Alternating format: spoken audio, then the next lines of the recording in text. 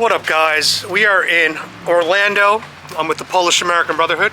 Hi. And we are heading over to the Pulse Nightclub. You guys probably remember that story. There was a mass shooting there many, many years ago. Now Tara says it's a memorial site. But we are joined today by some open carry activists. So anyway, we're going to head over to Pulse Nightclub with the open carry activists. I am not an open carry activist. I don't feel comfortable walking around with a gun in public. Tara, would you feel comfortable? I'm not a gun owner, and I've actually never held a gun more than a BB gun before, so I would want to learn gun safety and be a gun owner first before open carry. Yeah, that seems like an advanced maneuver. I mean, what I was learning is that as a tactic, you have the element of surprise when it's concealed. What it does is just decriminalize the action of when it flashes, for instance. Like if you're out hunting, that can become a legal matter because then you have to say, I was out hunting to a court and to a judge. So I think it is a win for the Second Amendment. Yeah, we have a full 2A here in Florida, which I will say, since they're honoring the Constitution, I think it's a good thing. But anyway, we're going to go to this Pulse Memorial site. And then we're going to go to a gun range. You guys are going to see Tara shoot a gun for the first time in her life. And it's been about... for the first time in my life. And you're going to hold the gun for the first time. Hold the gun for the first time in my life. We're going to take her gun virginity. I'm excited. And we'll see you guys at Pulse, followed by a gun range. All right, guys, we're here at the Pulse Memorial. I'm going to put in my iPhone video here so you guys can see a tour of the memorial.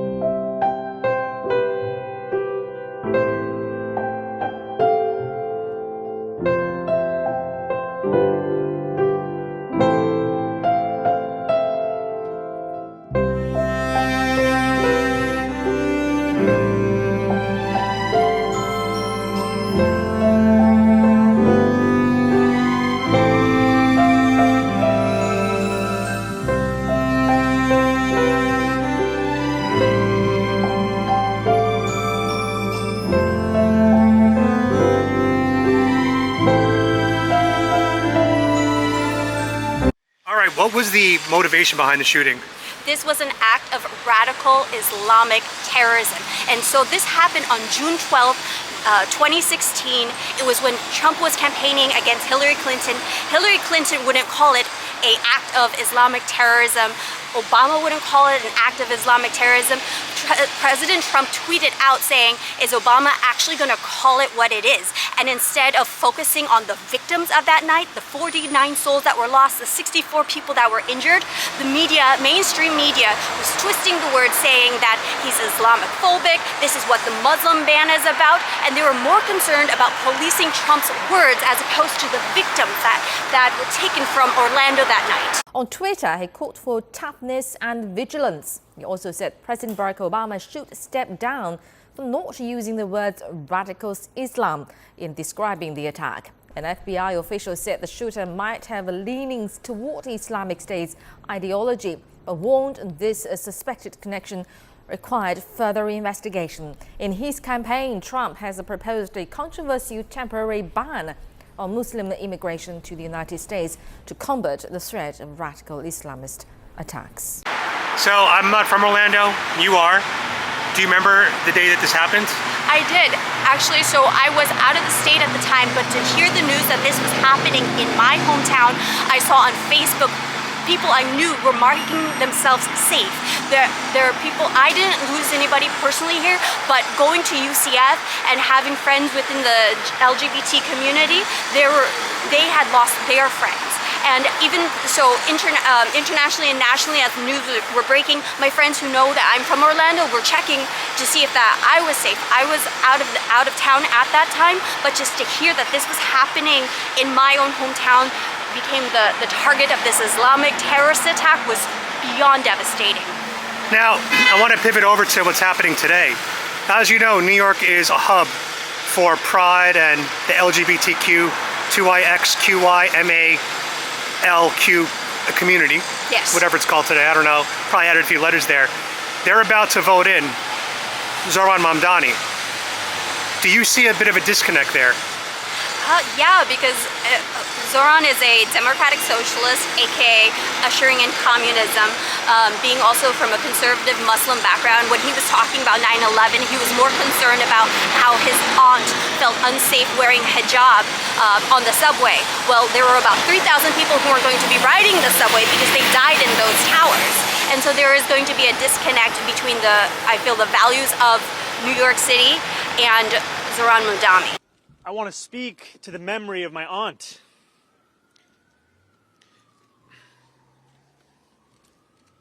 Who stopped taking the subway after September 11th because she did not feel safe in her hijab. And to extend this further, it's so interesting that the left aligns so closely with Palestine when we all know what would happen to a gay or trans person in Palestine. What would happen, Tara? Well, they would cease to exist when they're saying like to free Palestine and for an Islamic or Sharia law society. The LGBT community would cease to exist in those cultures because it's haram. What should be done to gay people? الحكم للي بده يمشي في هاي الطريق ويمشي في هاي الطريق يطبق حكم الإسلام عليه للفاعل والمفعول به. In your opinion, what is worse, a child who is gay or a child who's a drug addict? الأسوأ اللواط الأسوأ. What is worse, a child who's gay or a child who's a thief? شاذ جنسيا. What about a murderer? اثنين سيئين. اثنين سيئين. Or they would have to just keep it private and hide. Yes, but even with that, like they seek them out, and there's reports of them being tossed off buildings, being publicly executed because it goes against their religion. In Sharia law, there's no separation between the government and religion. It all comes from the Quran, and so the freedoms that we have in America of a separation between church and state, a wedding that can occur in a church or a wedding that happens legally, like those are freedoms that we enjoy here in America. And so it is completely counter to be advocating for that type of society, which directly would kill those people for existing in their culture. Wow. And final question right now with our little mini interview. What would you say to the New Yorkers that are voting in for Zoran? I mean, look at his policies, like what it's going to be doing to your city. Like really think about it. Like you're just voting against what you think is conservative or courtesy while the Republican candidate, as opposed to what actual effects it's going to be having. So I'm a Christian. I believe the Bible. The Bible says homosexuality is a sin. But what happened here was a tragedy.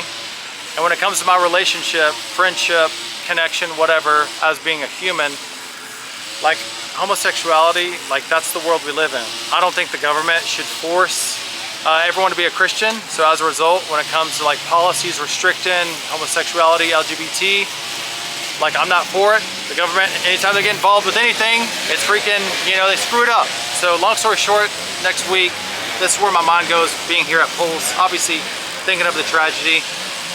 But my thoughts are next week, next month, whatever it is, they might be overturning same-sex marriage. If you want to know my opinion, as a right-leaning, radical Christian, the government should stay out of it. Same-sex marriage should continue. The Supreme Court should not overturn it.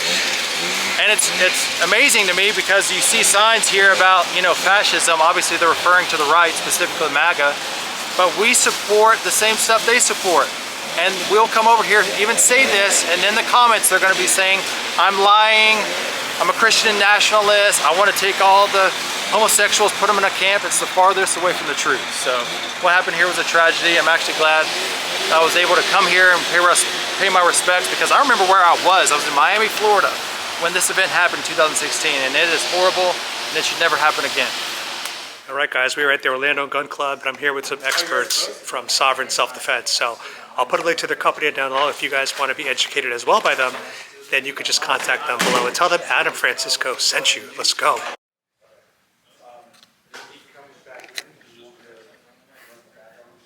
Guns and coffee. Sounds like a good combo.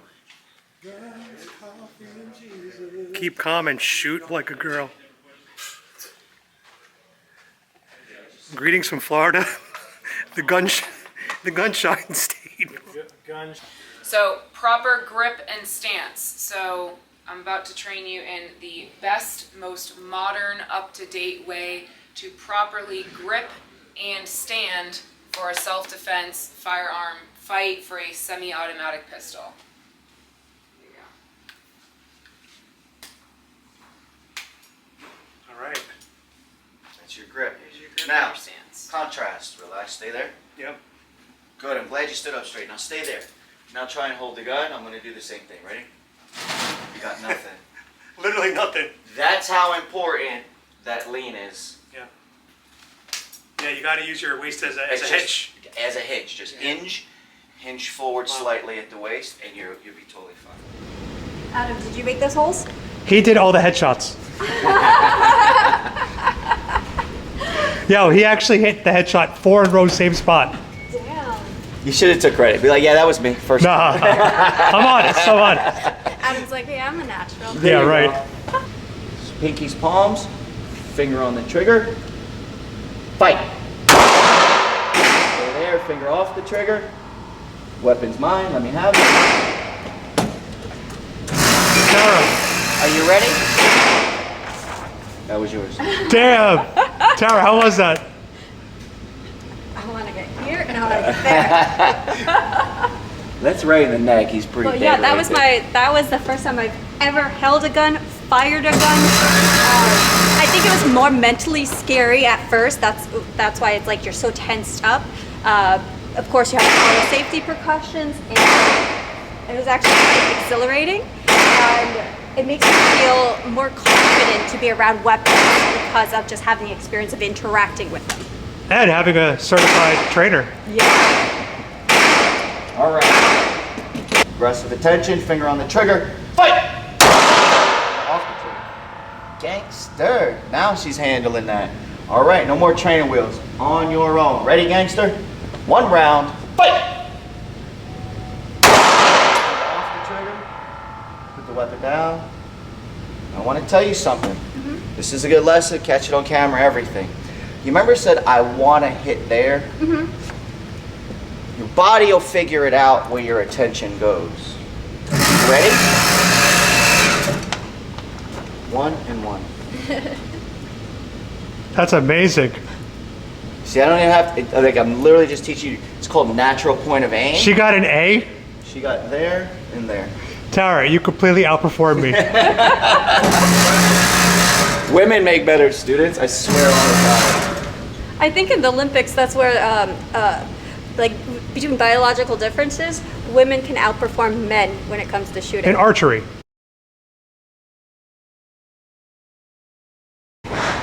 Wow. Well done, Tara. My heart's still kind of racing. That's how you know you're alive. Yeah. All right, Tara, what do you think? I recommend for people to go out there and give it a try at a shooting range and have exposure to guns, because after that experience, I used to be really afraid of guns. So I was very nervous to hold one, to be firing one, the thought of it. I was getting nervous watching the presentation, imagining myself touching a gun. But afterwards, it wasn't so scary. It was quite thrilling, and you feel more confident after it.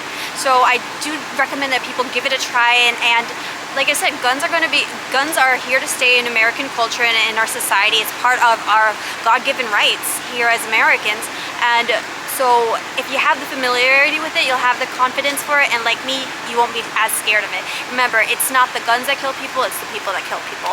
All right, guys, we had a great time here at the Orlando Gun Club, and I gotta say, when you have a good trainer, it makes the whole experience so much better. I felt really in control of the gun that I used. I do regret the gun that I purchased. I got a Ruger 380 LP Max, which, to be honest, is too small for my hand.